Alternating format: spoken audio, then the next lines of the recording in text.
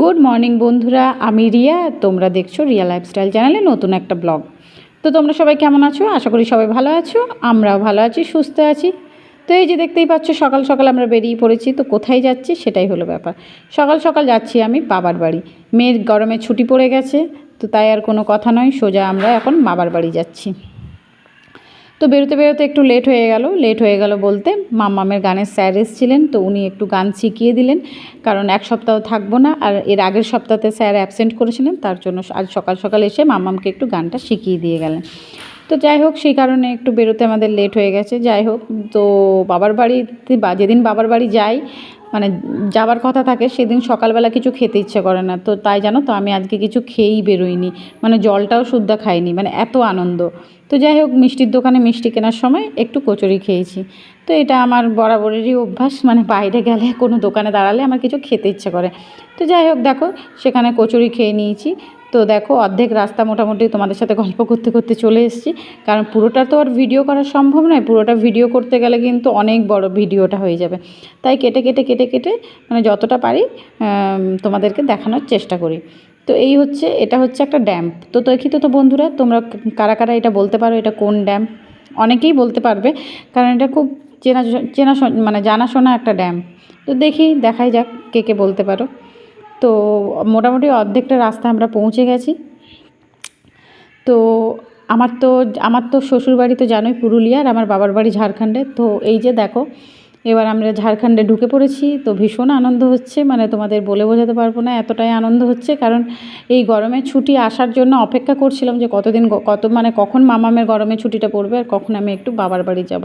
মানে বাবার বাড়ি মানে বুঝতেই পারছো তো, ওখানে যে একটু রেস্ট, একটু গল্প, একটু আড্ডা, তারপর সব কিছুটাই আর কি। দেখো, তোমাদের সাথে কথা বলতে বলতে প্রায় পৌঁছেই গেছি। তো চলো এখন কোথায় যাচ্ছি সেটাই তোমাদেরকে একটু দেখায়।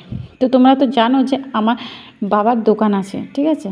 তো আমার সেই আর কি, দেখো আমি আমার বাপির দোকানের সামনে চলে এসেছি। তো এই যে বাপি, তো খুব মজা হচ্ছে। তো আমার মাম্মাম তো লজ্জায় পেছনে লুকিয়ে পড়েছিল ওর পাপার পেছনে। তো দেখো কীরকমভাবে চোরের মতো ঢুকছে আর কি, মানে ও আগের থেকে ফোন করে বলে দিয়েছিল বাপিকে যে বাপি দোকানে এসে কিন্তু আমি এই জিনিসগুলো নেব। তো যাই হোক, দোকানে ঢুকতে ঢুকতেই ও বলে দিল যে বাপি আমাকে একটা কোল্ড ড্রিঙ্কস দাও।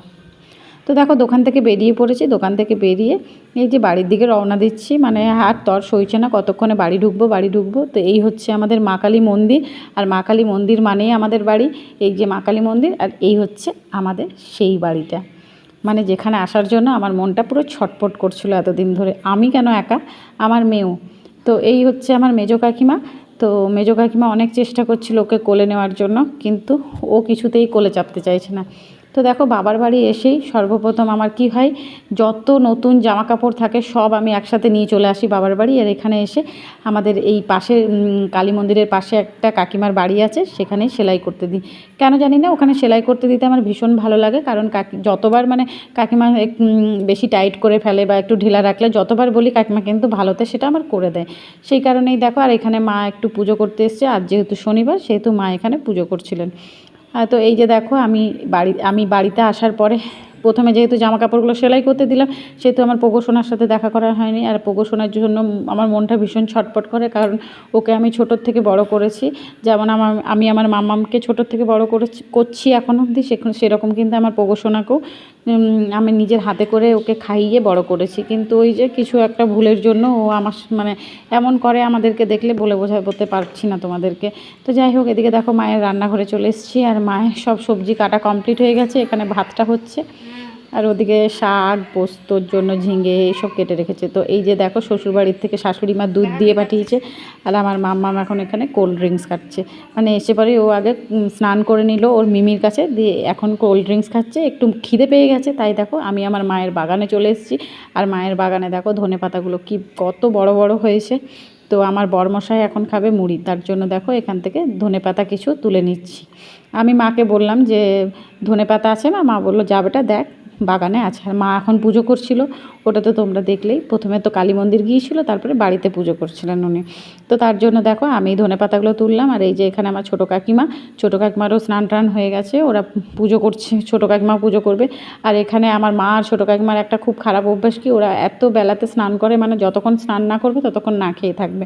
তো ওদের স্নান করতে করতে প্রায় 11টা বেজে গেছে, এখন বাজছে 11টা। তো যাই হোক দেখো আমি শশা কুচি টমেটো কুচি, তারপরে তোমার যেহেতু আজ শনিবার সেহেতু তো পেঁয়াজ কুচি হবে না, আর লঙ্কাটাও দেবো না কারণ মাম্মাম খাবে বলে। তো এই যে দেখো এখানে শশা কুচি করে নিলাম, আর ধনে পাতাগুলো নিয়ে এসেছি, ধনে পাতাগুলো কুচি করে নেব। আর এই যে টমেটো কুচি আর ছোলা ভিজা ছিল, তো সেগুলো দিয়ে আমার বরকে একটু ভালো করে মুড়িটা মেখে দেবো সুন্দর করে। তো এই যে দেখো শশাগুলোকে ভালো করে ধুয়ে নিয়েছি, এবারে মুড়িটা মেখে দিই। তো দেখো আমার বরমশাইয়ের মুড়ি টুড়ি খাওয়া হয়ে গেছে, তো আমি আমার বরকে বললাম চলো একটু বাড়ি দিকে যাই, কারণ ওই যে আমাদের বাছুরটা আমার বাবার বাড়িতে নিয়ে এসছে, তো তাই ভাবলাম যে চলো ওকে একটু দেখে আসি। তো দেখো ওকে কিন্তু ডাকতেই দূর থেকে কিন্তু আমার গলার আওয়াজ শুনলেই কিন্তু ও চলে আসে। আর এইটা হচ্ছে আমার বাবা কাকাদের আম বাগান।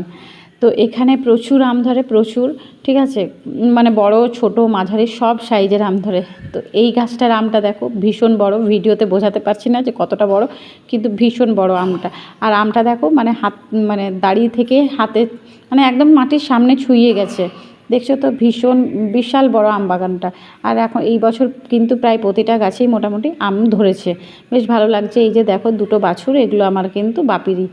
তো আর আমার বাপি দোকান থেকে এসছে, দোকান থেকে এসে আমাকে বলছে যে তুই একটু বাছুরটাকে ডাকতো, দেখি তো তোকে চিনতে পারে কিনা। তো দেখো আমি একটু আয় আয় করে ডেকেছি, তো দেখো কীরকম আমার কাছে চলে আসছে। যতই হোক ওরা কিন্তু মানে মানুষের গলা কিন্তু ভোলে না। আর দেখো না, ও যখন শ্বশুরবাড়িতে ছিল আমি ওকে কিন্তু সবসময় আটা জল খাওয়াতাম, সেই কারণে ও বিশেষ করে আমাকে দেখো ভুলতে পারেনি এখনও অবধি। তো এই যে দেখো রোদ হয়ে গেছে খুব, তো বাপি বলল যে এগুলো দুটো বাছুরকে গোয়াল ঘরে ঢুকিয়ে তুই রেখে দে, দরজাটা লাগিয়ে দে। তো এইদিকে দেখো বাপি এনেছিল ডাব কালকে, যেহেতু ওই যে মাম্মাম আসবে আর মাম্মাম এলেই হলো বাপি এটা ওটা সেটা মাম্মামের জন্য নিয়েই আসে। আর যেহেতু শরীরটা ওর ভালো ছিল না, সেহেতু এখন দেখো ওর জন্য ডাব নিয়ে এসেছিলো একটা। তো আমি ছিলাম কাকিমাদের বাড়িতে, কাকিমার সাথে গল্প করছিলাম, তো আমাকে বাপি ডেকে পাঠালো যে ওকে তোর বেটুকে ডাবটা খাইয়ে দে। তো দেখো সেই এখন ডাবটাকে কেটে দিয়েছি, জলটা বেশি বেরোয়নি। তো দেখো ডাবটাকে কেটে দেওয়ার পরে বাপিকে একটু খাওয়ালাম, কেন জানি না আমার বাপিকে খাওয়াতে মন গেল, আর ভাই ছিল সামনে তাই ভাইকেও খাওয়ালাম। আগে আগে যখন বিয়ে হয়নি তখন জানো তো কী হতো, মানে নিজেই একাই খাবো, ভাইকেও দেবো না, কাউকে দেবো না, মানে তখন একটু আলাদাই ছিলাম। কিন্তু এখন মনে হয় কি যে নিজে খাবো, একটু বাপিকেও দিই, ভাইকেও দিই, সবাইকে দিয়ে দিয়ে খাই। আর দেখো তো সবথেকে বড় কথা কী জানো তো, মাকে কিছু না দিয়েই খাওয়া হয়, মানে সবটাই আমার কিন্তু মাকে না দিয়েই খাওয়া হয় সত্যি। এ দেখো বাপিকেও দিলাম, ভাইকেও দিলাম, সবাই খেলো, কিন্তু মাকে দিলাম না। তো আর এই যে দেখো আমার মামাম, ওকে বাপি খাইয়ে দিচ্ছে, মানে ও নিজে ছাড়াতে পারছিল না, তার জন্য ও আমার বাপিকে বলছে যে বাপি একটু ছাড়িয়ে দেবে। তো এই যে দেখো বাপি সেই ছাড়িয়ে দিয়ে ওকে খাওয়াচ্ছে। তো এইদিকে দেখো খাবারও টাইম হয়ে গেছে, তো মা এখানে সবার জন্য ভাত বেড়ে নিচ্ছে, কারণ তো একসাথে সবার ভাত বেড়ে নিচ্ছে। আর এখন বাজছে তোমার ঘড়িতে 1:30। তো দেখেছো তো কত রকমের রান্না হয়েছে, শাক, ঝিঙে ঝিঙে সয়াবিনের তরকারি, আলু পোস্ত, বড়ি পোস্ত, চাটনি, পাঁপড়, পায়েস। তো সবার আমাদের খাওয়া হয়ে গেছে, সবার শেষে দেখো মা বসেছে এখানে খেতে।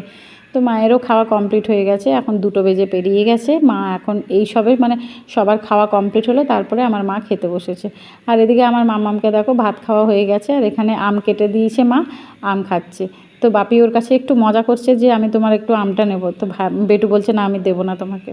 তো তা করতেই দেখো দুপুরবেলা এত অন্ধকার করে এসছে, ঘোর অন্ধকার, আর এত ঝড় বৃষ্টি হলো বাড়িতে। দেখো দুপুরবেলা দেখালাম কত আম ধরেছে, আর তারপরে দেখো কি অবস্থা, সব আম ঝরে পড়ে গেছে, মানে প্রায় অর্ধেকের ওপর আম দেখো কত যে ঝরে পড়ে গেছে কি জানি। আর সেই জন্য আমি আর আমার বাপি এসছি এখন বাগানে তোমার আমগুলোকে মানে তুলে নিতে, কারণ ধরো আর একটা থলিতে ভরা ছিল না বলে আমি বাড়িতে এলাম আরেকটা থলি নিতে। আর আগের থেকে এখন একটু বৃষ্টিটা কমেছে, মানে যা অবস্থা হয়েছে আজকে মানে বলে বোঝাতে পারছি না, প্রচুর অবস্থা খারাপ। আর একটু একটু করে বৃষ্টি পড়ছে, কিন্তু তোমার আম কুড়াতে গেলে তো আর বৃষ্টি দেখলে হবে না, গাছ, এই জন্য আমগুলোকে কুড়িয়ে নিলাম। তো এই যে দেখো বাড়ি চলে এসেছি আমগুলো নিয়ে, আর দেখো থলিতে কত আম হয়েছে। আর দেখো এই তো থলি তো দেখলেই 1.5 থলি আম, প্লাস এইখানে দেখো 1 বালতি আম, দেখেছো তো কত আম ঝরে পড়ে গেছে। এত খারাপ লাগছিল আমগুলো দেখে, মানে সত্যি আমগুলো গাছে থাকলে পাকতো ভীষণ মিষ্টি লাগে গাছে পাকলে, আর কি গাছের পাকাটা খেতে কিন্তু সত্যিই খুব ভালো লাগে। আর এদিকে দেখো রাতে মা খেতে দিয়ে দিয়েছে, তো এখানে আমার বড়মশাইয়ের জন্য মিষ্টি নিয়ে যাচ্ছে আমার মা। তো আমার বড়মশাই খুব এখন একটা মিষ্টি খায় না, এখন কমিয়ে দিয়েছে খাওয়াটা। তো দুটো দিতেই আমার মাকে বলছে যে আমি তো দুটো খাবো না, তো যাই হোক মা বললো যে রিয়ার জন্য একটা রেখে দেবে। তো সেই দেখো বড়মশাই আর আমার বাপি দুজন মিলে খাচ্ছে, আমি আমার মাম্মাম আর আমার মা তিনজনে এখনও খাইনি।